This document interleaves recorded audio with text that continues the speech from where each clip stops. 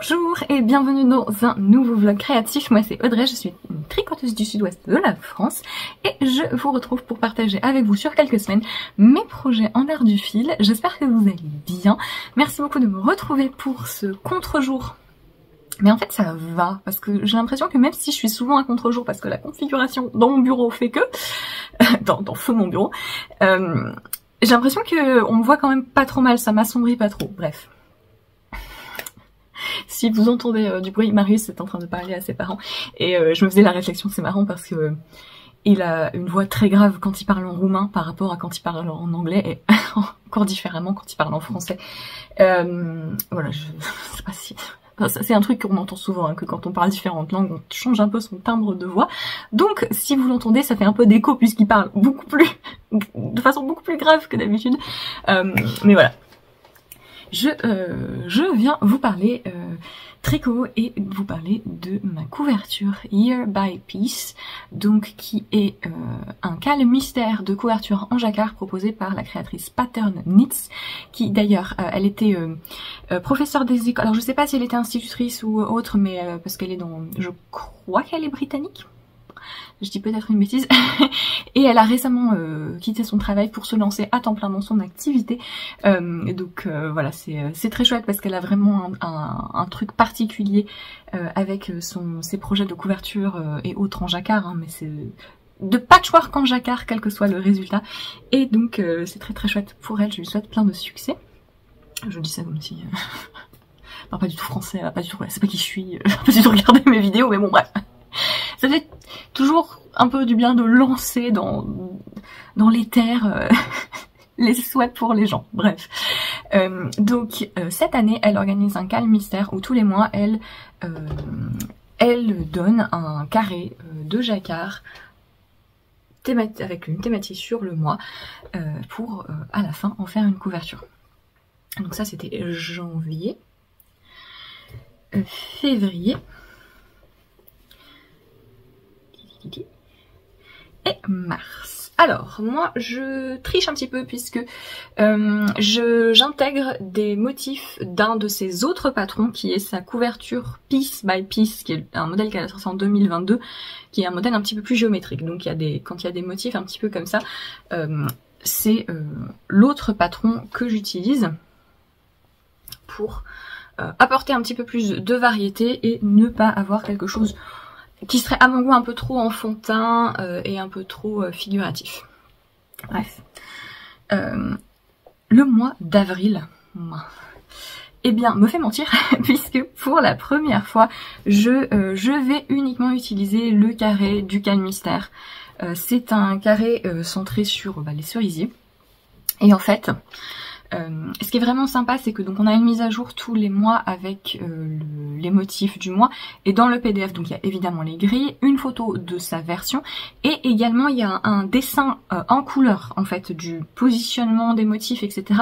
qui est qui représente exactement son tricot, mais c'est une version illustrée du projet, et c'est vraiment très pratique pour moi puisque ça me permet de voir le positionnement des couleurs, puisque comme je modifie le patron, j'essaie quand même de respecter la quantité de certaines couleurs par rapport à d'autres, et je regarde cette illustration à chaque fois pour imaginer, ok, tel carré, souvent les motifs sont faits en double, et c'est ces motifs doublés que je remplace par d'autres, et ben ok, tel carré, celui-là il est là, je peux le remplacer comme ça, ou alors est-ce que je déplace des choses, etc. Et là, en regardant cette illustration pour le mois d'avril,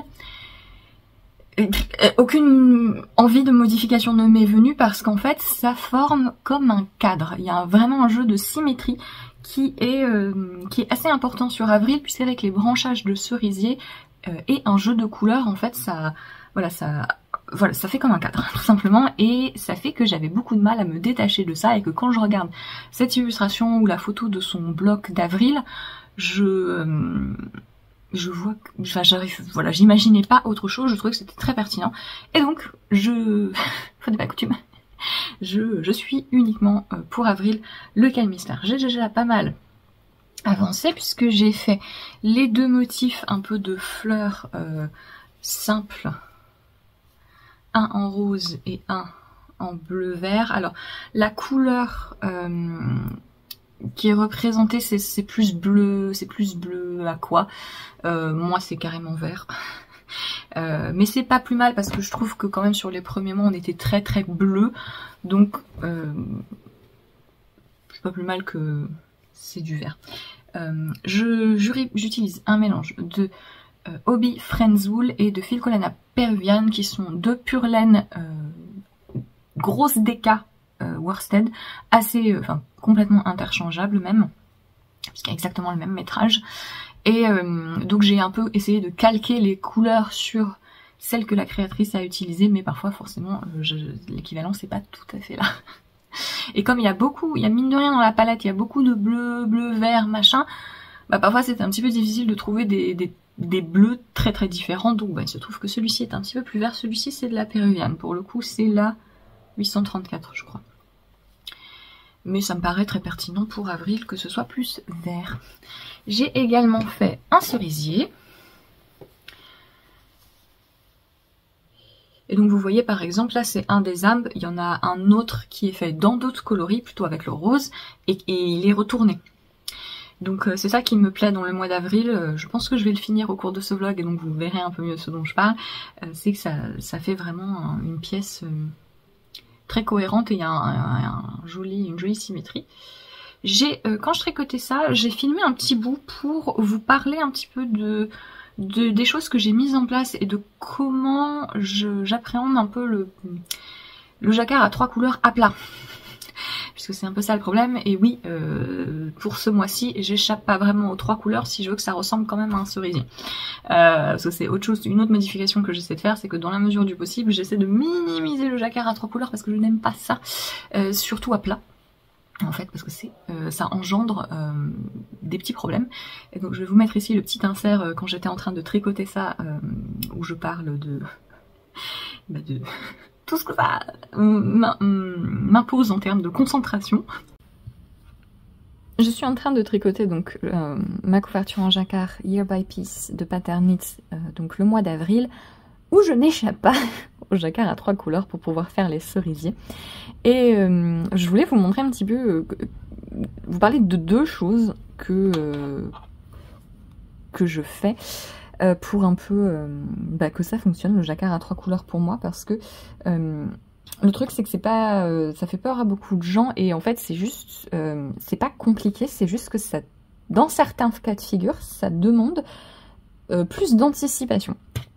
Et donc là c'est particulier parce que 1 c'est à plat et 2 ce sont des motifs qui sont figuratifs, et donc le placement des couleurs peut être complètement aléatoire. Donc à part voilà, hein, le jacquard à 3 couleurs, voilà.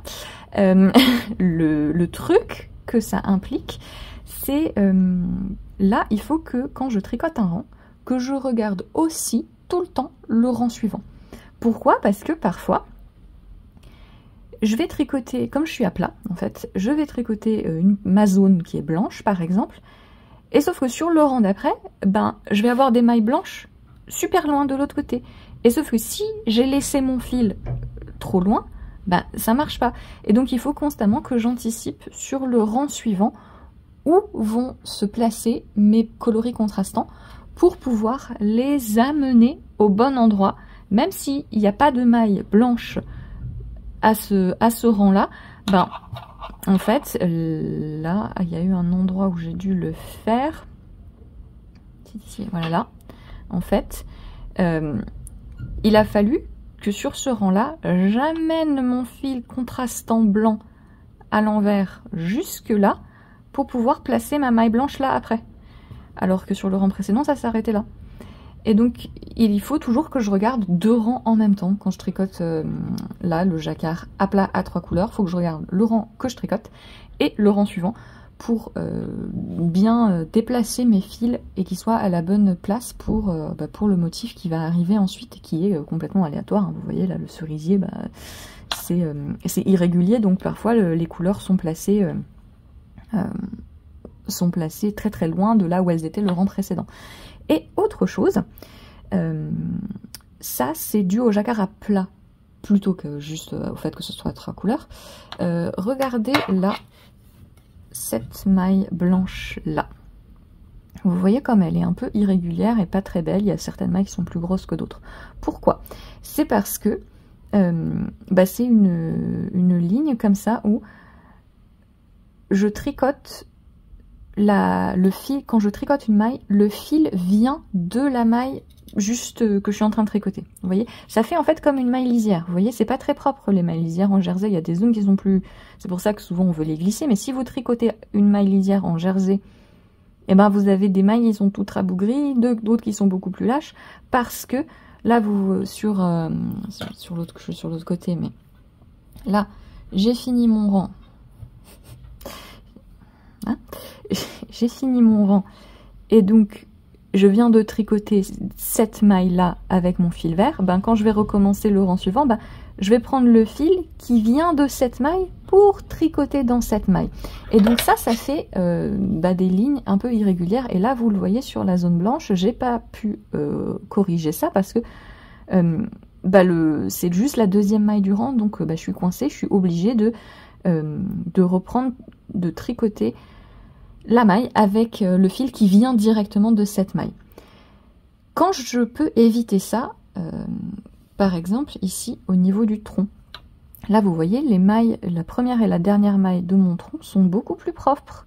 C'est parce que j'ai pu ancrer mon fil contrastant un peu plus loin.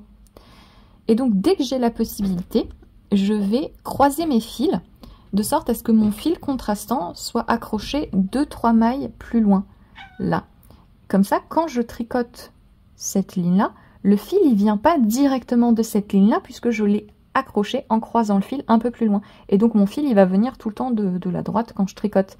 Et donc ça permet d'avoir du jacquard à plat du jacquard à plat qui est beaucoup plus propre si le fil contrastant, et là vous le voyez sur mon envers, vous voyez que j'ai accroché mon fil marron là, là. Et ça en fait c'est juste à chaque fois 2, 3, 4 mailles un peu plus loin que le tronc lui-même. Et en fait ça permet d'avoir un jacquard à plat beaucoup plus pratique, beaucoup plus propre. Vous voyez la différence là entre cette première maille marron qui est normale parce que le fil était accroché un peu plus loin, et cette maille blanche là qui est moche parce que je peux pas accrocher le fil plus loin parce que c'est juste au tout début du rang. Voilà, et je suis vraiment contente de ce projet pour ça parce que ça m'a permis comme ça d'un petit peu plus me rendre compte de comment je pouvais améliorer mon jacquard à plat et mon jacquard à 3 couleurs. Et donc ça demande plus d'anticipation parce que il faut que à chaque rang, comme je vous le dis, je regarde sur le rang suivant où est-ce qu'il va falloir que j'amène mes fils. Et en plus que je pense à ancrer mon fil un peu plus loin quand j'arrive quand j'arrive sur un motif et je me dis ah là il va falloir que j'utilise mon fil marron, 2-3 mailles avant faut que je croise. Voilà, comme ça mon fil il est ancré un peu plus loin. Et en même temps il faut que je regarde, ok, ensuite mon coloris marron sur le rang suivant il va apparaître où, est-ce qu'il va être au bon endroit, etc. Donc ça demande un petit peu plus d'anticipation. Moi c'est quelque chose que je trouve motivant. C'est pas le flow du jacquard tel que je l'aime en circulaire et à 2 couleurs. C'est pas la même expérience de tricot. Ça c'est plus un tricot bulle où ouais, je peux regarder un podcast tricot mais je peux pas regarder quelque chose de trop si la personne elle commence à dire un truc trop intelligent faut que j'arrête de tricoter pour écouter, pour comprendre je peux pas regarder des trucs qui demandent trop d'attention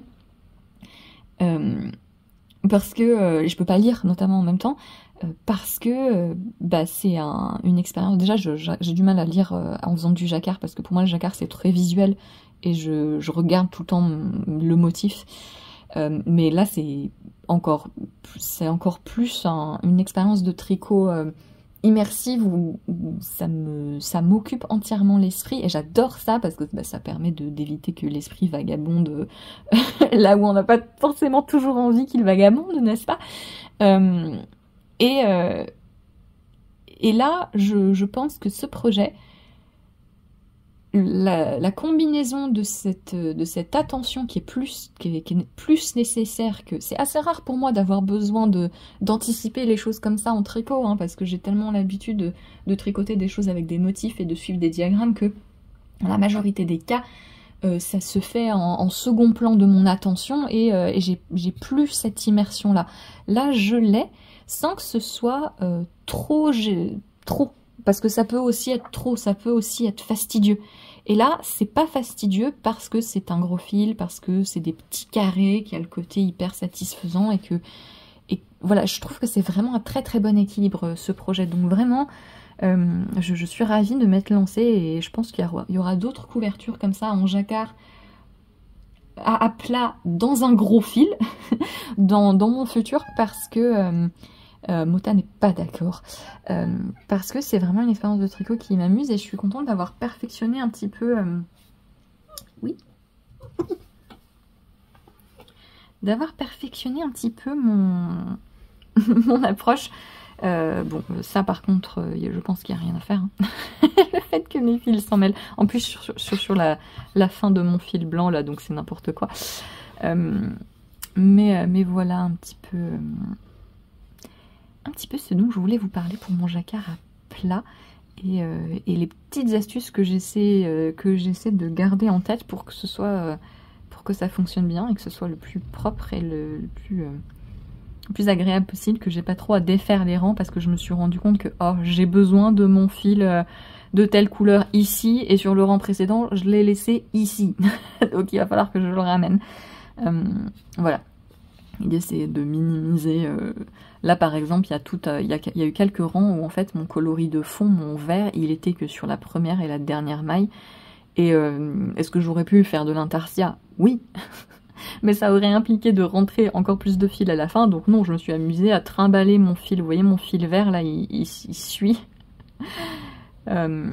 surtout quasiment tout le rang, mais ça vaut le coup, ce très joli cerisier. Qu'est-ce qu'on en pense, Mota, du cerisier? Ça te plaît? C'est ta future couverture pour la nouvelle année. Ce sera ton nouveau dodo. Retour vers le futur. Et donc, j'ai aussi fait ceci. Donc, il y a... Ce qui m'a vraiment frappé quand j'ai vu le motif et ce que j'ai vraiment aimé, c'est qu'il y a cette branche de cerisier qui est donc d'un côté du cadre et de l'autre côté du bloc. Il va y en avoir une dans l'autre sens comme ça. Alors, elle... sur sa version, elle a fait comme d'habitude un bloc de 9 carrés comme ça.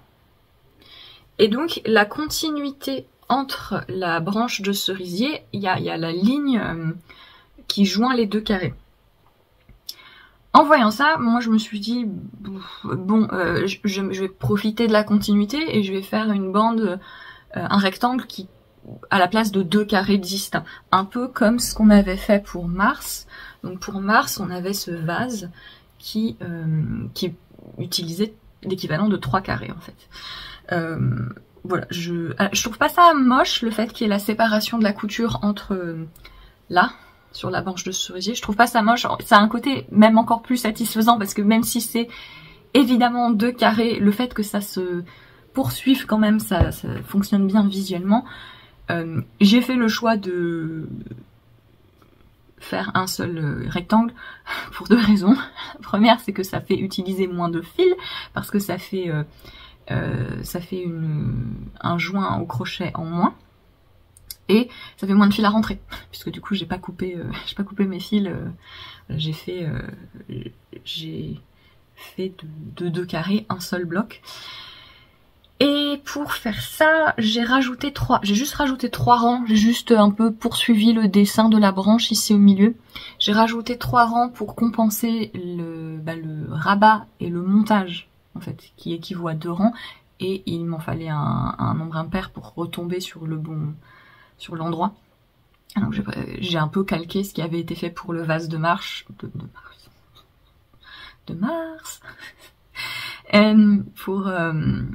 et donc j'ai préféré rajouter un rang de plus, et ça correspond donc à la hauteur de 2 carrés. Et voilà donc où j'en suis. Là je vais faire le carré central avec le mois avril, et puis je vais faire, donc il y a un cerisier comme ceci mais inversé en rose, et les branches, la branche de cerisier aussi inversée et en rose. Voilà, donc c'est vraiment très plaisant. Plein de fils. C'est les fils qui vont me servir à accrocher ensuite les carrés ensemble. On est tout début avril, j'ai fait ça hier en fait, je les ai tous fait hier. Ça avance vraiment très très vite parce que c'est hyper motivant. Voilà, bienvenue dans ce vlog printanier, il fait très très beau. Si le vent pouvait arrêter de souffler, ce serait vraiment super. Mais je n'y crois pas beaucoup. Donc je vous laisse avec la suite du vlog.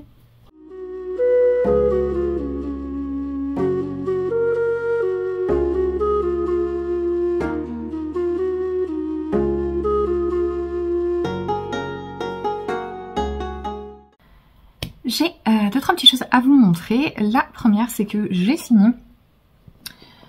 fini mon bonnet que je vous montrais dans le vlog précédent. J'avais monté coup de cœur sur le bonnet. Alors c'est un pack de plusieurs patrons de Summerlee, ça s'appelle The Everything Hat Pack quelque chose, Stripe Editions.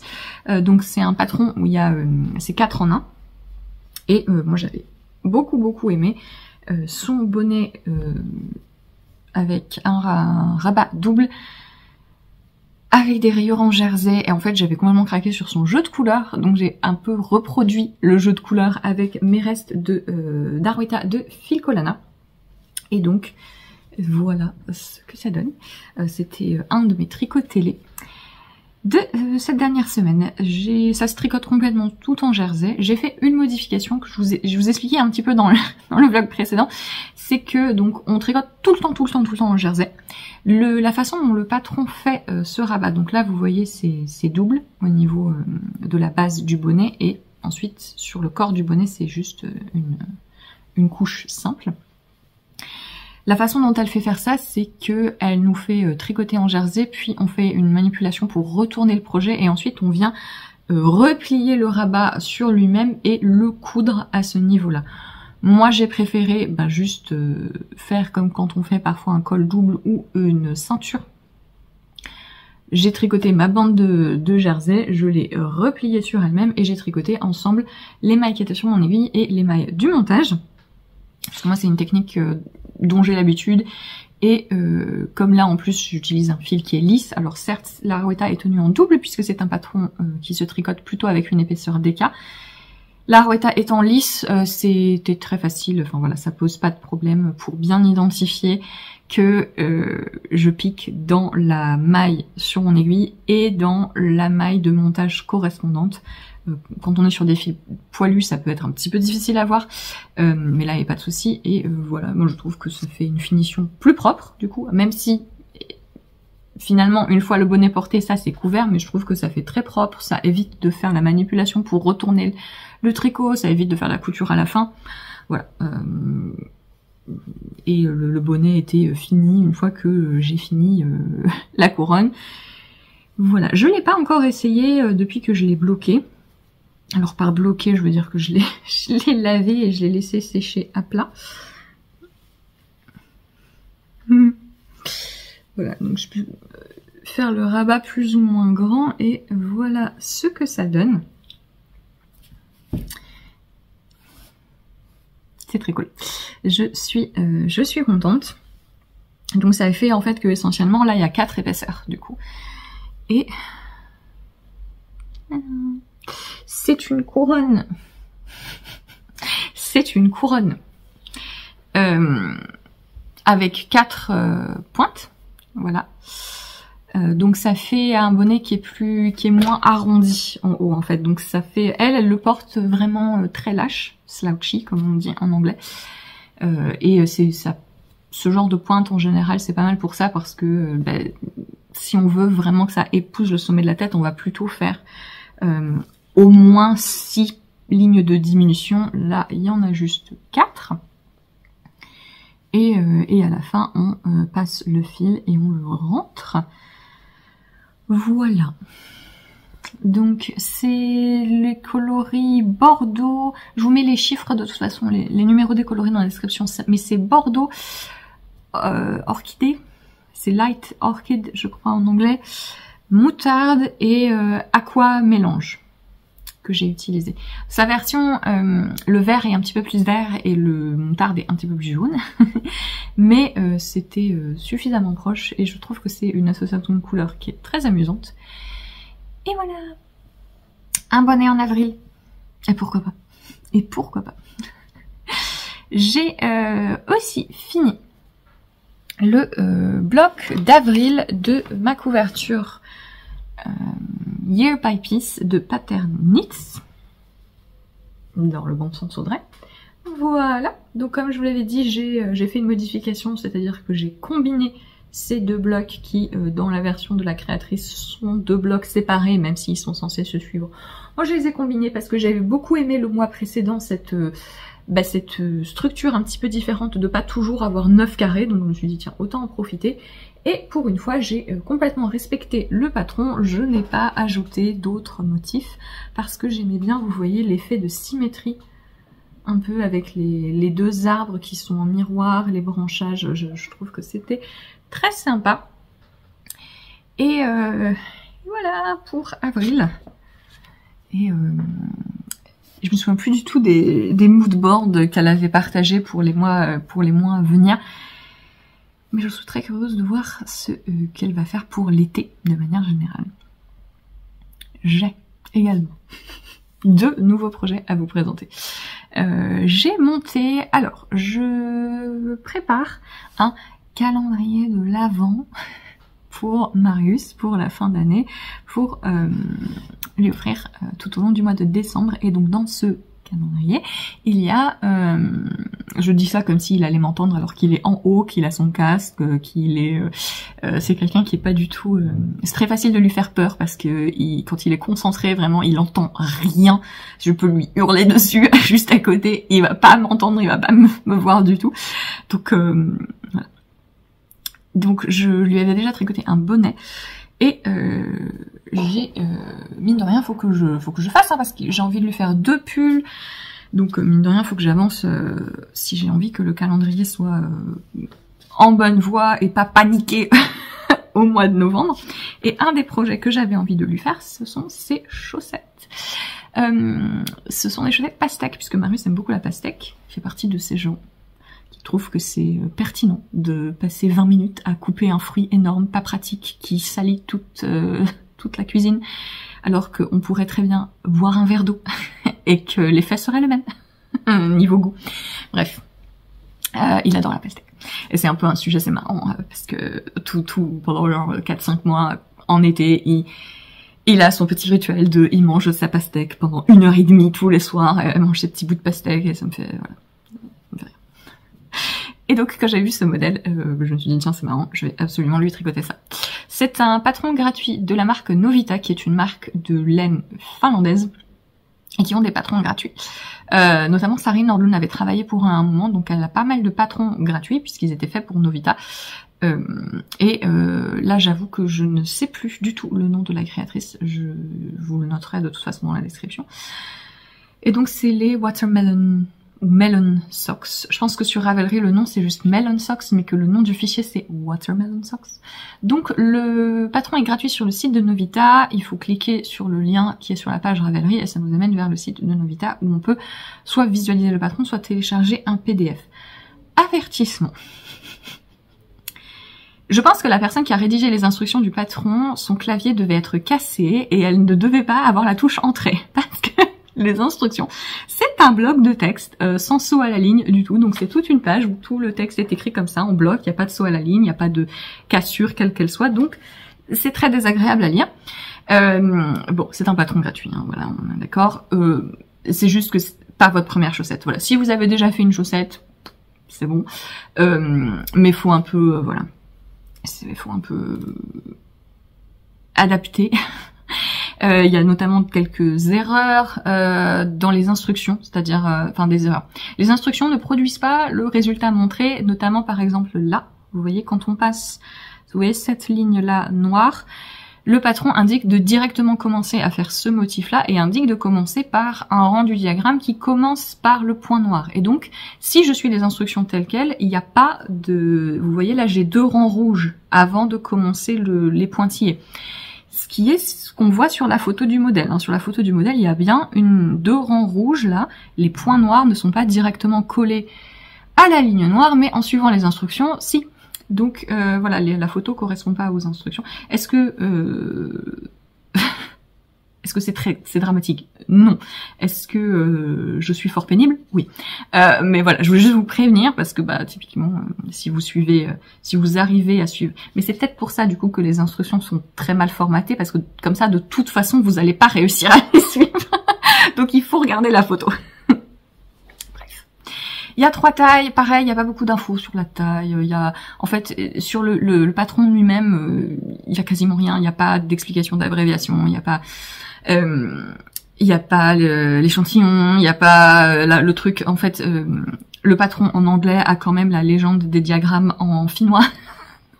C'est pas très pratique. Mais bon, c'est du jacquard, voilà.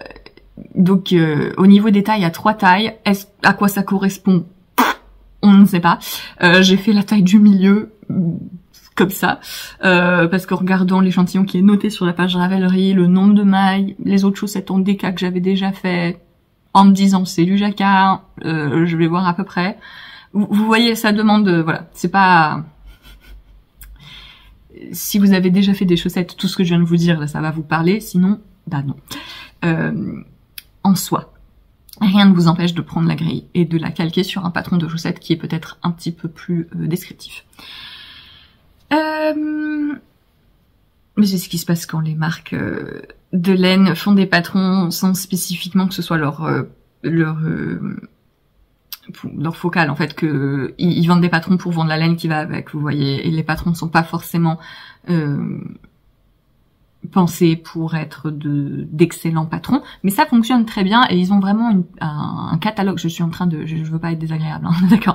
Ils ont un catalogue de patrons que moi j'aime énormément. Ils ont de très beaux pulls, etc. Des patrons de chaussettes en jacquard et en torsade extrêmement travaillés, des trucs un petit peu plus originaux aussi. Donc si jamais ça vous intéresse, regardez. Les patrons sont utilisables. Voilà, c'est ça que j'ai envie de dire pour quelqu'un qui est un petit peu familier du tricot. Donc ça se tricote des côtes vers la pointe. C'est un talon à gousset. Petite particularité, on vous fait faire des mailles glissées. Enfin ça c'est un truc qui arrive souvent, mais moi je le fais assez peu, mais c'est intelligent, hein, je devrais le faire plus souvent, de continuer les mailles glissées sur le talonnet, histoire que ce soit vraiment 100% renforcé. Pointe arrondie classique. Ah oui, au bout de la pointe, ils disent ils font pas de grafting ou de rabat à 3 aiguilles ou quoi que ce soit, ils disent de faire passer le fil dans les mailles restantes et de tirer comme ce qu'on fait sur un bonnet, ce qui généralement a tendance à laisser un trou. Donc moi j'ai fait un remaillage. Voilà. Il y avait évidemment 8000 fils à rentrer parce que vous voyez qu'on change pas mal de couleurs tout le temps. Et truc que j'ai envie de vous dire, parce que c'était pas très clair dans les instructions dès le début, oui, parce qu'ils sont aussi partisans ils disent une instruction et après ils donnent une précision sur l'instruction. Après. Donc, le motif de jacquard est prévu pour être tricoté uniquement avec 2 couleurs. Donc vous avez 2 grilles dans le patron, vous avez une grille où vous avez uniquement le blanc et le rouge, en fait, vous voyez.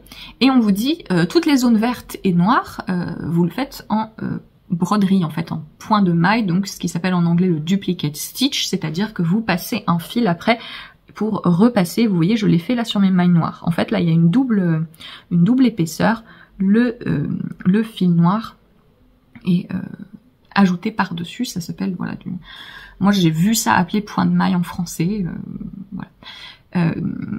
Quand j'ai vu ça, je me suis dit, ok, pas spécialement envie de le faire pour le vert, parce que je trouve que quand même il y a beaucoup de vert, on est déjà sur de la DK, j'ai pas spécialement envie que les zones vertes soient aussi en surépaisseur. Donc j'ai fait le choix de faire du jacquard à 3 couleurs, c'est 12 ans. J'ai fait du jacquard à 3 couleurs avec donc le blanc, le rouge et le vert. C'était assez, voilà, c'est assez pénible parce que il faut croiser ces fils pas mal de fois, mais ça se fait.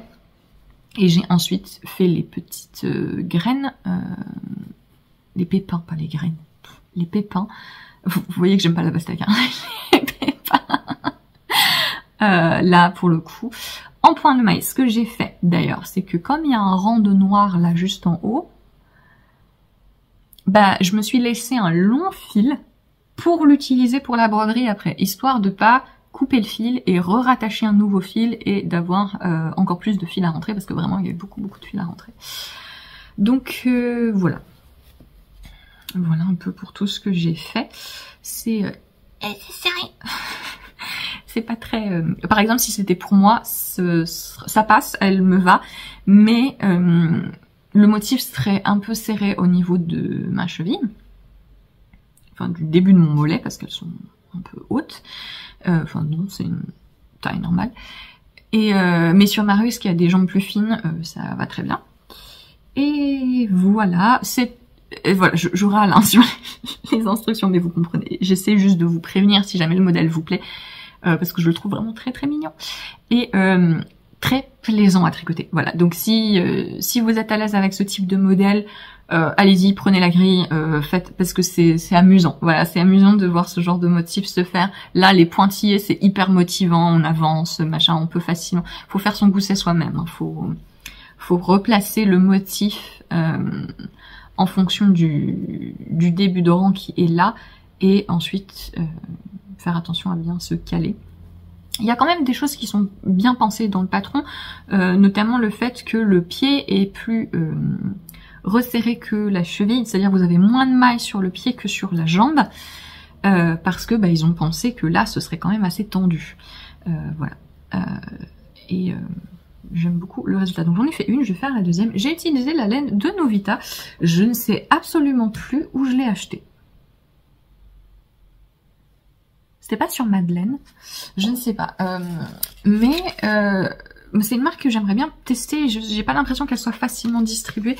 C'est leur laine à chaussettes, un peu en collaboration avec la marque Moomin. Vous savez, c'est ce petit dessin animé finlandais. C'est un espèce de... ce que on dirait un hippopotame blanc. Voilà. Et il y a notamment tout un livre thématique sur Moomin avec des patrons de chaussettes en jacquard. Vous voyez, ça c'est des personnages de Moomin.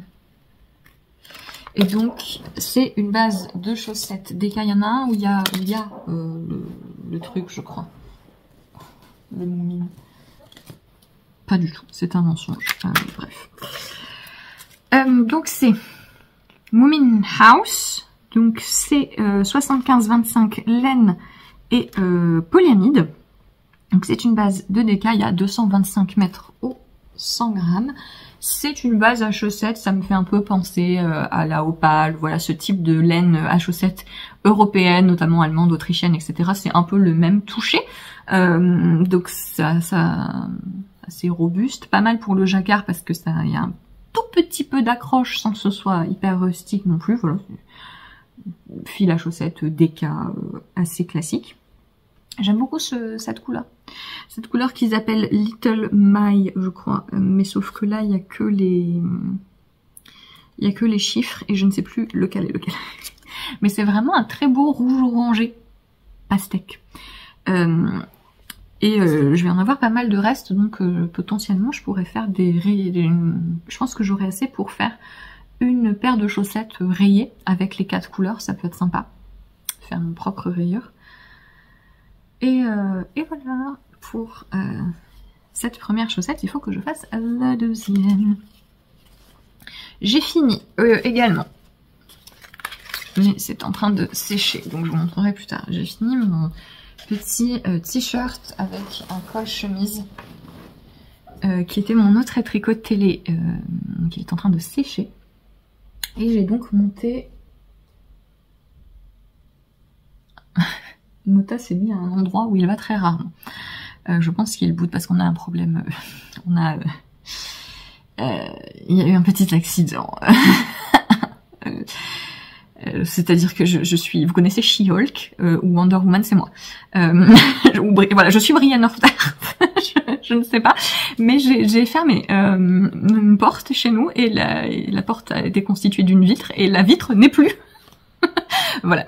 Et donc on a des travaux, on est en train de bidouiller des trucs pour la réparer. Et donc Mota est un petit peu perturbé puisque parfois on lui restreint l'accès à l'entrée et donc il boude, je pense. Mais voilà. C'est presque fini. Donc, j'ai fini mes tricotés, donc j'en ai monté un nouveau et j'ai monté, j'ai monté un short. Donc, ce sera mon deuxième short, forte du succès de mon short que j'ai tricoté l'année dernière. Donc, c'était le So Summer de Jessie Med que j'ai adoré tricoter et j'ai, à ma grande surprise, adoré le résultat que j'ai trouvé très confortable et également sympa visuellement. Moi qui aime pas du tout, qui ai beaucoup de mal à porter des shorts, là ça va être top. Eh bien j'avais envie d'en faire d'autres et un des shorts qui était sur ma liste c'était le Zao de Lily & Stitch. Donc c'est un patron 3 en 1, je vous en ai parlé plusieurs fois parce que je trouve que c'est un patron où il y a énormément de boulot et qui est vraiment un patron qui vaut le coup. Et j'ai vraiment complètement salué l'effort de la créatrice puisque c'est une combinaison en fait, donc vous pouvez faire la combinaison, une combi short, ou vous pouvez faire le débardeur ou le short. C'est gradé de manière inclusive, c'est vraiment top. Et moi je vais faire donc juste le short. Donc c'est un short somme toute assez simple et vous avez une bande en côte torse sur le côté. Vous avez un I-cord pour resserrer à la taille. Et la fin étant, c'est un short avec des jambes assez larges. Merci. Et la bordure est en picot. Je ne pense pas faire la bordure en picot parce que j'aime pas trop ça visuellement. Mais je verrai le moment venu ce que je fais. Peut-être que je ferai un peu de côte torse pour finir, je verrai. Ou peut-être un ourlet. Je sais pas. Je verrai à quel point j'ai envie de me prendre la tête pour aligner les côtes torse avec celles qui sont sur le côté. Mais ça devrait être tout à fait faisable. Donc, j'ai commencé. Je fais la taille 3. Je fais la taille 3 pour la ceinture. Je pense que je vais, après la ceinture, tout de suite augmenter pour être sur la taille 4. Pourquoi? Alors petit rappel, si vous n'avez pas suivi mon aventure du short, j'ai une très très forte différence entre ma taille et mes hanches, vraiment très forte. Et donc c'est toujours l'éternel problème de pour qu'un truc soit pas trop grand à la taille, mais qu'il faut quand même que ça passe mes hanches. Voilà. Et donc même si on resserre avec un cordon, faut pas non plus que ce soit, je veux dire, la différence est très très importante, hein, donc il faut pas non plus que j'ai littéralement 3-4 tailles de trop au niveau de ma taille, parce que même en resserrant avec un cordon, bah c'est moche en fait. Donc il faut que je trouve le juste milieu. Et en regardant les mesures, ce qui me plaît beaucoup sur la façon dont ce short est gradé, c'est que j'ai quand même l'impression que c'est assez adapté à ma morphologie, puisque les jambes sont très larges. Donc au moins je n'ai pas le souci j'ai pas à m'embêter pour les jambes. La circonférence des jambes du short me convient tout à fait sans que j'ai à faire de modification, alors que j'avais dû en faire une sur mon short précédent. Là, non. Mon seul souci, entre guillemets, ça va être donc entre la taille et les hanches. Et en réfléchissant, en comparant à mon autre short, etc., en regardant la construction du patron qui est très simple, très similaire à celui que j'ai fait la dernière fois, et donc facilement modifiable, je me dis que voilà, c'est une bonne idée. Je fais la ceinture de la taille 3 et je peux tout de suite, une fois que j'ai fait la ceinture, il y a un rang de mise en place. Pendant ce rang de mise en place, je peux faire des augmentations pour retomber sur la taille 4 et tout de suite évaser un petit peu. Je pense que ça va être bien. C'est pas trop de mailles, donc ça va pas faire froufrou, je pense. Et ça va me permettre d'avoir une taille pas trop, qui baille pas trop en fait. Voilà. Mais on verra. L'idée, ça va être de finir la ceinture. Je suis en train de tricoter la ceinture.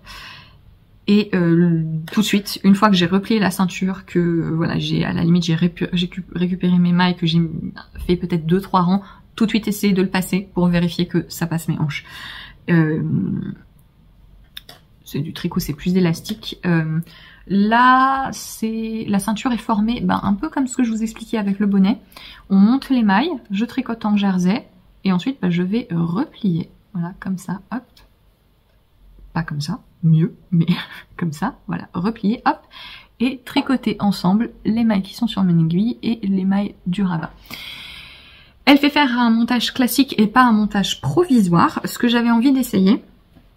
Sur le patron de Jessie Med, elle faisait faire un montage provisoire. J'ai quand même envie de voir si ça marche avec un montage classique. J'ai fait un montage élastique, le montage de l'allemande, tout de même pour que ce soit suffisamment souple. Mais j'ai envie de voir si ça passe, parce que si ça passe, c'est pas mal, parce que le fait d'avoir un vrai montage et pas un montage provisoire, ça va ajouter un petit peu plus de stabilité. Et donc si j'arrive à avoir les bonnes mesures pour quand même pouvoir l'enfiler en ayant fait un montage stable, ça me plaît davantage, donc je vais tenter. Et si ça marche pas, tant pis, je ferai un montage provisoire, mais je pense quand même, vous voyez, c'est quand même assez... Je vais voir. Mais le truc, c'est qu'il y a quand même...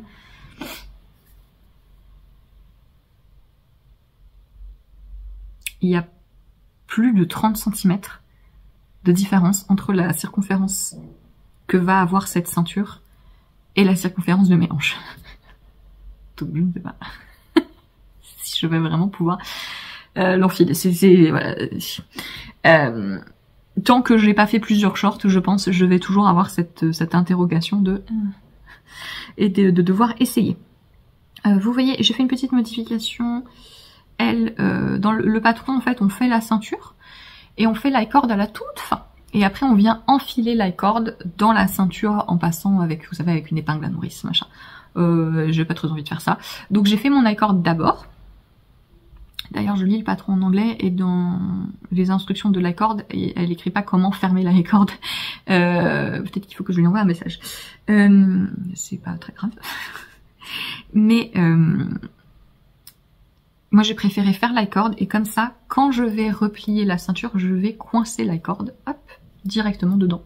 Comme ça, j'aurai pas à le passer après. Et comme ça aussi, ça me permettra d'essayer immédiatement, en resserrant la corde, de voir comment ça donne, pour voir si faut que je redéfasse la ceinture et que je la fasse plus souplement, ou sur une autre taille, mais je suis déjà une taille au-dessus de ce que j'aimerais pour la taille. Si je suis vraiment ce que j'aurais envie de faire au niveau de la ceinture, il faudrait que je fasse la taille 2, donc comme je vous dis, je fais la taille 3. Mais je peux pas faire la taille 2 et raisonnablement espérer que ça passe mes hanches.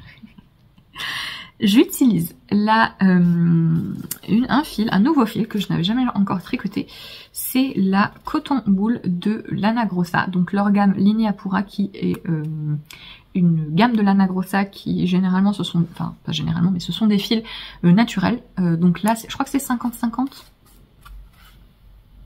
Pas du tout, c'est 53% mérino, 47% coton. Fingering, il y a combien? 195 mètres au 50 grammes. C'est un joli marron. Assez froid. Un marron neutre, ce qui est assez rare à trouver. Au début, ce fil, je l'avais acheté dans l'idée de me faire un t-shirt. Mais je me suis dit, des t-shirts en mélange laine et coton. J'en ai quand même beaucoup. C'est quelque chose que j'aime beaucoup porter printemps, automne. Et j'en ai quand même beaucoup. Et je me suis dit, ça fait redite. Et c'est pas du tout quelque chose que je pourrais porter en été. Il fait trop chaud chez moi. En été, pour porter quelque chose avec de la laine. Et donc, pardon, j'ai mon cerveau s'éteint. Mon cerveau s'est éteint. Le reboot est en train d'arriver, je vais y arriver. Je suis distraite parce qu'il y a des bruits dehors. Je me suis dit, quand j'avais prévu un tout autre fil pour ce short et quand j'avais décidé que finalement c'est pas très pertinent de refaire un t-shirt, j'ai déjà beaucoup de ce type de t-shirt, je me suis dit, ça m'intéresse de voir ce que ça donne un short comme ça en laine et coton. Parce que, deux choses, je pense que ce type de fibre, ça doit bien marcher sur un short parce que la laine va apporter de l'élasticité et de la souplesse. Ce qui est pas mal. Et deuxième chose, j'ai moins chaud sur les jambes. Voilà, moi j'ai très vite chaud en haut, je supporte très vite rien sur le haut du corps, alors que parfois en plein été, même quand il fait très chaud, je peux quand même porter des pantalons qui sont assez épais. Voilà. Donc donc là, si ça va être un short qui en plus est très fluide, très aéré, avec beaucoup d'aisance, je suis curieuse de voir. J'ai envie de voir si le laine et coton en short, ben c'est sympa, parce que ça me permettrait, ça m'ouvrirait des perspectives d'autres types de fils à tricoter en short. Et c'est un mélange qui est quand même très polyvalent, donc ce serait intéressant. Et j'étais très curieuse de tester ça comme ça et de voir s'il y a un nœud. Je les déteste. Il y a un nœud. Donc je suis curieuse de voir si ça colle bien. Au toucher, il est très agréable. Alors il se dédouble. Voilà. Alors c'est surtout quand là ça va sur la ceinture, mais surtout quand j'ai fait l'i-cord. En fait, comme on glisse des mailles quand on fait un i-cord, bah forcément le fait de glisser, c'est rapidement ça conduit à dédoubler un fil et c'était un petit peu pénible. Mais bon, c'est la particularité de l'i-cord. Là, pour l'instant, sur le jersey, ça va. Donc, ça va. Et si le résultat me plaît, eh bien, tant mieux. C'est assez agréable au toucher. Ça a ce côté un peu pas sec, mais vous voyez, c'est... Je veux pas dire sec comme laine sèche, non, comme le coton en fait. Vous voyez, il n'y a pas le dufteux de la laine et donc je pense que ça peut être assez agréable. Sur le short, tout en profitant des avantages de la laine. Voilà pour ce projet. C'est une participation non officielle au Cal Short organisée par Calamity Knits et voilà. Faut que je vérifie mon échantillon, évidemment, puisque je n'ai pas fait de test, puisque ça, c'est pas très pertinent dans mon cas. Je vérifie un petit peu là. Parce qu'il n'y a pas de changement d'aiguille entre la ceinture et le corps du short. J'ai regardé le patron, c'est sensiblement c'est une construction assez similaire au short que j'ai déjà fait, c'est-à-dire qu'on va avoir des ronds raccourcis sur l'arrière pour les fesses, et ensuite on va faire des augmentations. Et en même temps, et plus tard, on va faire des augmentations sur l'avant, sur l'arrière, et on peut assez facilement faire plus d'augmentations pour avoir une taille plus haute, ce que je vais peut-être devoir faire, je vais voir. Et une fois qu'on a la bonne circonférence et la bonne hauteur qu'on veut pour pouvoir séparer les jambes, eh bien on sépare les jambes et on tricote une jambe après l'autre. Dans le So Summer Short, il y a une courbe qui est très jolie, je trouvais qu'elle était qui tombait très très bien avec des rangs raccourcis. Là c'est une jambe droite qui est très souple et très fluide. Donc c'est un peu une forme différente, mais la construction est similaire, donc je suis assez confiante sur le fait que je vais pouvoir faire des modifications, si modifications il y a besoin, mais comme je vous dis, déjà en regardant les mesures, c'est un patron qui a l'air de mieux me correspondre que le patron de Jessie Med, dont j'étais déjà très contente, donc voilà. Voilà pour mes petits projets et mon encours tricoté du moment. On a fini la nouvelle saison de The White Lotus. En fait, j'ai fait tout rattraper à Marius parce que moi j'ai regardé la saison 1 et 2 et j'ai fini par me dire mais Marius, je pense que ça va te plaire. Donc on a j'ai re-regardé avec Marius la saison 1 et 2 et donc là on a regardé la saison 3.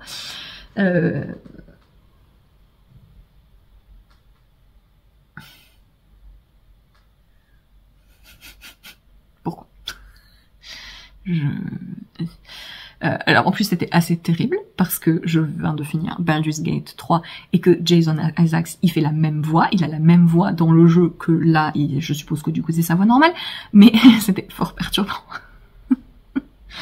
Et voilà, donc là nous sommes en attente de The Last of Us et de Andor. The Last of Us, ça va très mal se passer. Hein. Je suis pas prête émotionnellement. Mais voilà. Vous savez ce que je suis en train de faire là? Je suis en train d'étudier un truc. Ah, les papiers là, la paperasse. Voilà, je fais des fiches, je révise. J'essaie de me un peu d'ouvrir mes possibilités en approfondissant et en officialisant des compétences que j'ai pour l'avenir. Mais ça m'amuse, c'est intéressant au moins.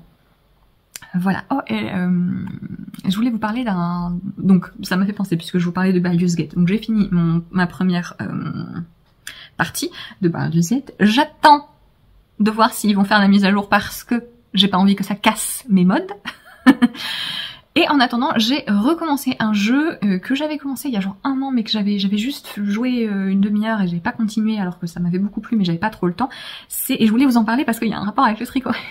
C'est le jeu Witchwood, donc c'est W-Y, je vais vous mettre le logo, je vais essayer de vous épeler le truc. C'est un jeu très sympa, notamment pour si vous jouez pas beaucoup aux jeux vidéo ou pour voilà. Je vous le conseille déjà, c'est très joli et c'est très joliment écrit aussi. Les textes sont jolis, sauf erreur de ma part, c'est sur Switch, etc. Si jamais. En fait, on joue. C'est un jeu assez simple et c'est vraiment une question d'ambiance. Alors le jeu demande pas mal d'aller-retour pour récupérer des ingrédients, pour faire des trucs, etc. Mais, en gros, on joue une sorte de sorcière, une vieille dame, qui se retrouve un peu coincée à devoir récupérer des âmes à donner à une chèvre. Bon, voilà. Décidément, hein. c'est très chèvre en ce moment. À un moment dans le jeu, j'ai tellement ri parce qu'il y a toute une quête, une histoire où on se retrouve face à des moutons embrigadés par un bélier, et donc le bélier, son but c'est vraiment que tous les moutons soient uniformisés et soumis, c'est une sorte de culte en fait, et il veut que tous les moutons soient aucune personnalité, et ce dont il parle c'est surtout: vous ne teignez pas votre laine. Il faut que tout soit beige. Vraiment, c'est toute la couleur naturelle. Le bleu, le rouge, c'est horrible. Voilà, il faut que tout soit beige. Et ça m'a tellement fait rire. Parce que ça m'a fait penser un peu au discours vis-à-vis de la tendance très beige, notamment des designers tricot scandinaves, où tout le monde tricote ses tricots au mieux en marron. Mais souvent, c'est beige, blanc, gris... Voilà, il y a une phrase dans le jeu qui est très drôle où le bélier dit non, pas gris, parce que gris c'est presque bleu, et alors là le bleu, si on fait bleu, après on va faire rouge, ça va pas du tout. Et ça m'a beaucoup fait rire. Et donc dans la petite quête, on doit aider une moutonne, un petit mouton noir qui se fait chasser et qui est poursuivi par le bélier parce que elle aime la couleur, et elle est vraiment dans le plaisir de la créativité, de jouer avec les différentes couleurs, etc. Et donc on doit l'aider parce qu'elle se retrouve un peu exilée. Et la pauvre, son magasin de laine a été attaqué par le bélier, et du coup elle est pas sûre d'avoir assez de laine. Voilà, et son rouet est cassé, donc elle peut plus filer de la laine. Bref, donc il faut réparer son rouet. Enfin bref, ça m'a fait rire cette petite... Un des rares jeux... Là voilà, la raison pour laquelle vous devriez jouer à ce jeu vidéo, je pense que c'est le seul jeu où on nous parle de rouet et ça ressemble à un rouet et c'est la bonne utilisation. Parce que souvent dans les jeux vidéo, quand il est question de fabriquer du tissu ou quoi, on vous parle de métier à tisser et l'image c'est un rouet. Il dit bah non, en fait on peut pas faire de tissu avec un rouet. Et donc là pour le coup je pense que ça doit être le premier jeu où on me parle d'un rouet, ça ressemble à un rouet, c'est pour faire du fil avec lequel la petite moutonne tricote. Voilà, donc bravo. Bravo les développeurs d'avoir fait une simple recherche Google pour vérifier que vous ne dites pas n'importe quoi. Voilà, mais recommandation jeux vidéo, et oui, on fait tout. Je vais continuer à étudier mon truc abyssal. et je vous retrouve plus tard pour vous montrer. J'attends que mon t-shirt soit sec et je vous le montrerai porté.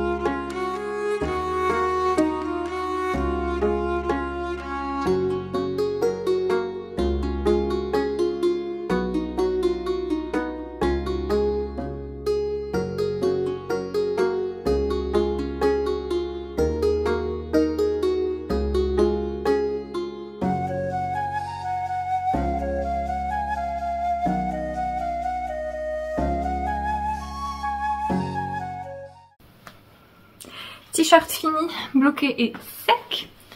Il y a un pli assez fort. Je me demande si c'est pas qu'il y a trop de matière. Je vais voir si ça se résorbe. Ou si c'est juste un pli de blocage. Ça devrait partir. Voilà, je suis très contente de comment ça tombe. Donc pour rappel, c'est un peu un truc improvisé. Et je vous ai mis sur la page projet Ravelry, j'ai écrit toutes mes notes. Donc forcément les chiffres sont liés à ma taille, mais ça vous permet de voir un petit peu la construction si vous voulez vous aussi improviser ce genre de modèle relativement simple. Et dans, je crois que c'est le vlog précédent, peut-être celui d'avant, donc je crois que c'est juste celui d'avant, je vous ai fait une vidéo pour vous montrer un petit peu le principe de ce col chemise, col polo. Et donc voilà pour ce t-shirt que j'ai tricoté donc en coton cachemire de Katia. 90% coton, 10% cachemire, et ça va être top en ce moment, enfin pas là, parce que là il y a la giga tempête qui approche, mais pour le printemps c'est, je pense que ça va être très très bien. Pour l'été j'avais déjà un débardeur dans ce fil que j'ai tricoté l'année dernière, et j'ai eu trop chaud pour le porter en plein été, donc ce serait bien pour le printemps. J'ai tricoté la majorité du projet avec les aiguilles Sinit, donc je vous avais dit en début d'année, fin d'année dernière, que je voulais tester des aiguilles en bois pour voir si j'aimais bien, si je pouvais éventuellement privilégier le bois pour les fibres végétales cet été, pour voir si ça changeait un petit peu au niveau de ma... Je tendance à me crisper avec les fibres végétales, mais j'adore tricoter ça, donc voilà, j'ai essayé de moduler un peu, enfin de moduler, oui, d'avoir différentes façons de tricoter différentes matières pour un petit peu alléger la répétition et les tensions. Et donc j'ai beaucoup aimé. J'ai beaucoup aimé tricoter avec. L'expérience tricot est très sympa, mais il y a deux trucs qui me dérangent. Le premier, je vous en avais déjà parlé, elles sont très légères. Elles sont vraiment... elles pèsent rien, donc ça peut être un avantage comme un inconvénient.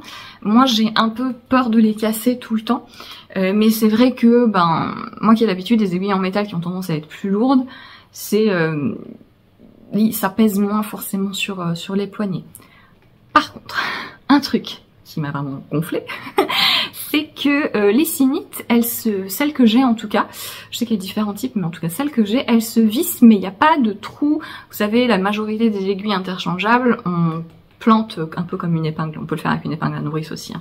Mais on plante comme une épingle pour forcer et bien serrer l'aiguille en la vissant. Les Sinites, il n'y a pas de trou, donc on les visse, et ça se dévisse, donc c'est fort désagréable. Peu importe à quel point j'ai essayé de les visser, et puis on se souvient que les aiguilles sont fragiles, donc j'ai pas non plus envie de forcer comme une folle. Ça faisait que se dévisser et c'était fort pénible parce que mes mailles se coinçaient dans l'espace dans le pas de vis, ça a abîmé mon fil, donc c'était assez désagréable. Je sais pas si c'est spécifiquement cette connexion là qui bug, c'était toujours, c'est toujours mon aiguille de droite, mais en même temps c'est celle que je bouge le plus moi quand je tricote, donc ouais. Quand je retenterai, si ça se réitère, définitivement, je rachèterai pas de scénique à cause de ça, à cause uniquement de ça, parce que c'était assez pénible. Et les queues blush que j'ai aussi testé en aiguille bois n'ont pas ce problème puisqu'elles ont un trou. Je voulais aussi vous montrer, avant de finir ce vlog, moi une petite avancée sur deux projets perso. J'ai avancé, j'ai fini tout le haut du corps sur mon gilet, le Granny Cardigan de Jorge Locatelli, donc qui est un gilet tout en torsade. Et donc ben, j'ai fini le dos et les deux demi-devants. Je le tricote en duo avec mon amie Anne-Lise et donc je l'attends. Et ensuite on va rejoindre en rond en montant des mailles sous les bras. Et continuer. Donc il y a des légères augmentations ici sur le devant. C'est un gilet. Alors il y a des boutons dans le patron. Il peut se porter fermé, mais c'est des boutons qui commencent très très bas, à peu près quasi sous la poitrine. Moi je veux le laisser ouvert. De toute façon, je porte la majorité de mes gilets ouverts et j'ai envie que ce soit un gilet bien ample. Donc j'ai pris la décision, pas de boutons sur celui-ci. Je suis fan, c'est vraiment le genre de projet qui me plaît beaucoup à tricoter. C'est la façon dont tout se goupille parfaitement, les instructions sont vraiment... Elle prend vraiment par la main, pas dans le sens où elle explique 15 fois ce qu'il faut faire et ce qu'on est en train de faire, mais vraiment toutes les étapes sont hyper dégroupées. Il y a vraiment tout qui est détaillé, on n'a jamais à deviner ce qu'on doit faire. Ça fait des instructions qui correspondent pas forcément personnellement à la façon dont moi je réfléchis et comprends les choses, donc c'est un peu un peu un décalage, mais c'est un décalage personnel et ça fait que je pense absolument, je vous l'avais déjà dit, mais je pense tout à fait que si vous avez déjà fait quelques torsades, si vous comprenez le principe, c'est tout à fait un projet qui est accessible, même si on n'a fait que quelques torsades, parce que les torsades sont simples en elles-mêmes et le patron oui, il est pas content parce que monsieur a eu son vermifuge et la façon dont on arrive à lui donner ses médicaments, c'est dans des petites boulettes de viande, et du coup il a l'impression que c'est la fête et qu'il va avoir plein de boulettes de viande, sauf que non. Le patron vraiment est hyper complet en termes d'instructions, donc on exécute ce qu'il y a écrit et tout se goupille super bien. Je vous l'avais dit, un projet comme ça, épaule tombante avec des torsades, le designer et le grader pour qu'il se tricote de haut en bas, ça demande en fait que à chaque fois quand elle prévoit une étape, elle pense 10 coups d'avance pour que tout s'aligne bien sur toutes les tailles avec des proportions différentes. Au niveau des épaules, en fait, par exemple, un truc au niveau des épaules, donc on a des rangs raccourcis. Et ça fait que, vous voyez les deux torsades en diamant là, celle-ci et celle-ci, il faut les commencer à un endroit différent en pensant qu'avec les rangs raccourcis, on va rattraper d'un côté puis de l'autre. Quand on relève les mailles, vous voyez comme c'est parfaitement aligné, donc il a fallu placer les choses en fonction du relevage, etc. Et tout est écrit, on est vraiment complètement pris par la main. Et donc c'est hyper... ça c'est un peu la raison pour laquelle j'adore tricoter, c'est vraiment un peu m'émerveiller devant et de constater l'ingéniosité des designs et des designers, parce que c'est hyper satisfaisant quand ça fonctionne super bien. Et donc je suis vraiment très très contente de ce projet. J'utilise la Gilliatt de Dererum Natura en coloris biche. Quelqu'un m'a demandé ce que je pensais du fil, parce que elle avait pas une expérience top. Moi c'est un fil que je connais bien et que j'aime beaucoup. Alors c'est marrant parce que je pense que Dererum Natura a une popularité qui est telle que il y a des gens qui essaient leur fil alors qu'ils sont peut-être pas qu'ils ont peut-être pas compris que tous les fils n'avaient pas à avoir la même caractéristique et que un fil qui n'était pas tout lisse, tout doux comme du Merino Superwash, ça voulait pas dire que c'était un mauvais fil. Ça veut pas dire que on n'a pas le droit de pas aimer ce fil, bien sûr que si. C'est juste que si on l'aime pas parce qu'il n'est pas tout lisse, tout doux, en fait c'est fait exprès qu'il soit pas tout lisse, tout doux. C'est un fil qui est cardé, donc ça veut dire qu'il y a beaucoup d'air dedans, qui va être beaucoup plus léger, qui va gonfler et lisser le tricot au blocage, et ça permet de faire différentes choses. Ça permet notamment de faire des gros projets à torsade, des gilets assez longs sans que ça pèse 6 tonnes. Moi je trouve que c'est un fil doux, après ça c'est très personnel, mais honnêtement si vous avez testé la Gillette ou la Ulysse de Derrière Natura et que vous la trouvez désagréable, ne tricotez jamais rien d'autre que du Merino Superwash, parce que si ça c'est rêche et dur pour vous, enfin voilà, vous avez un champ de possibilités très limité, ce qui n'est pas une mauvaise chose, hein, bien sûr, ça arrive, chacun a sa sensibilité, mais c'est vraiment le niveau 0,001 vers les fils naturels. Et donc c'est voilà, c'est un fil qui est un petit peu plus irrégulier au tricotage, mais c'est dû à la façon dont la fibre est préparée, donc elle n'est pas lissée et peignée toute dans le même sens, elle est un peu filée en retenant pas mal d'air et en laissant les fibres un petit peu se positionner comme elles le veulent, ce qui fait que c'est plus approprié pour du jacquard par exemple, des textures où on veut que le résultat soit un petit peu plus flouté.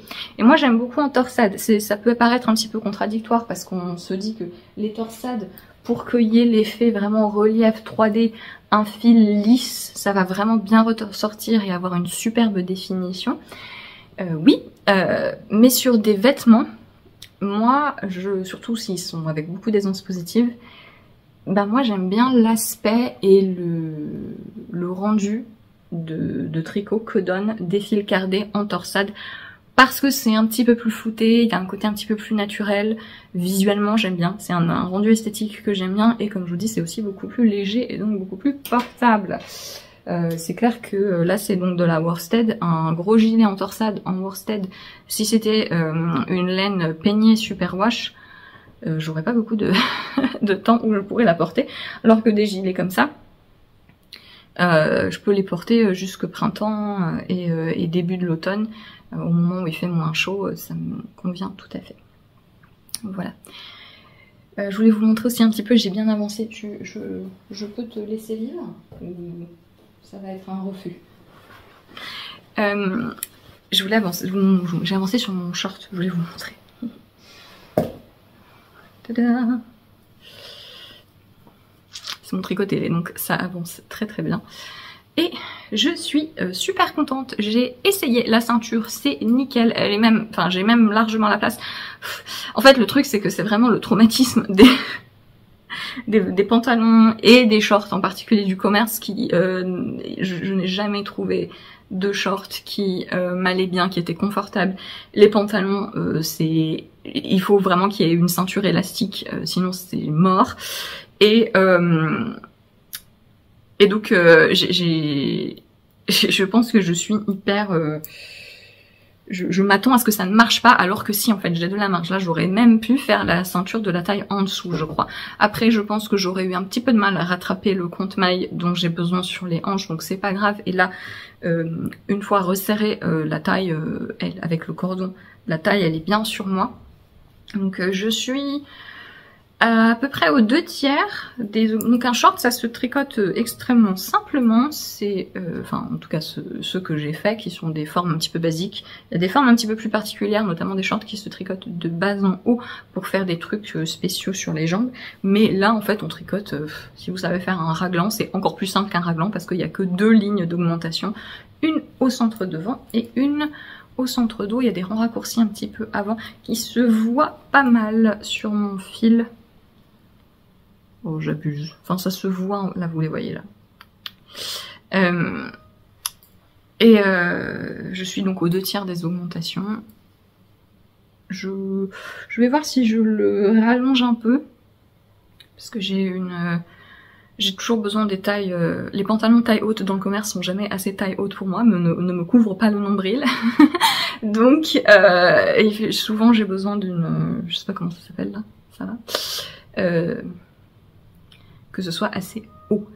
Donc peut-être que je vais devoir le faire plus haut. Après, faut que je fasse attention avec la largeur des jambes parce que le modèle est déjà assez flottant et j'aimerais pas qu'il le soit encore plus. On verra, on verra, on verra. Mais donc pour rappel, c'est le Zao de Lily & Stitch. Je sais toujours si c'est Lily & Stitch ou Lily & Knit, j'ai oublié.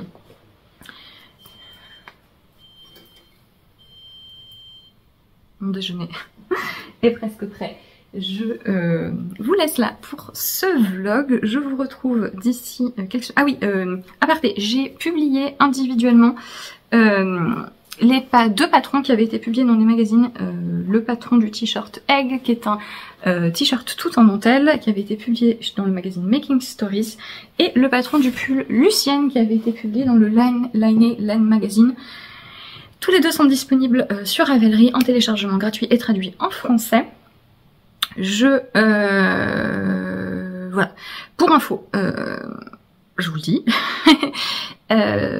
j'ai été un petit peu agacée hein, parce que j'ai reçu beaucoup de demandes, parfois pas très agréables. Si vous m'avez posé la question de manière tout à fait normale, c'est pas à vous que je m'adresse hein, bien sûr, mais j'ai parfois eu des gens et des commentaires qui on dirait que c'est la fin du monde en fait et qu'ils ont un besoin vital d'avoir le patron il y a un peu un discours un peu culpabilisant. Sachez que republier, reformater un patron qui a été publié dans un magazine pour un designer pour le remettre sur ses propres réseaux, ça prend du temps. C'est pas juste on clique, un claquement de doigts. Non, ça prend du temps. Là, ça m'a pris 2 heures par patron parce que je l'ai fait à l'arrache. Voilà. Ce que je veux dire par fait à l'arrache, c'est-à-dire que je n'ai pas refait de tech edit, je n'ai pas remis le patron, j'ai pas revu le format de mon patron pour qu'il corresponde à la façon habituelle de mes patrons. J'ai pris le patron tel qu'il était écrit, tel quel en anglais. J'ai dû quand même le remettre dans un fichier. Je n'ai pas, s'il y a des techniques particulières qui sont référencées du style un montage particulier, un rabat particulier, je n'ai pas mis de lien vers les vidéos, je n'ai pas mis les instructions écrites de la dentelle, etc., etc. Et ça m'a quand même pris 2h30 par patron pour faire un truc vraiment le minimum syndical, 0 effort. Donc tout ça pour dire. Quand vous demandez des choses à des gens, à des designers, essayez de pas avoir un discours culpabilisant, ça reste des patrons très courts, vous en avez pas besoin pour vivre et c'est un petit peu désagréable de voir à quel point les gens sont déconnectés de la réalité du temps que ça prend de faire des patrons de tricot. Voilà. Toujours est-il que là ces 2 patrons sont disponibles gratuitement du coup. Et j'ai pas mal d'autres choses à vous montrer, des choses qui arrivent, mais je suis en attente des supports physiques. Donc j'aurai deux, 3 petites annonces hyper sympas à vous montrer dans le prochain vlog, je pense. Merci beaucoup d'avoir regardé cette vidéo, passez une bonne soirée après-midi en fonction de quand est-ce que vous la regardez, et je vous dis à plus tard.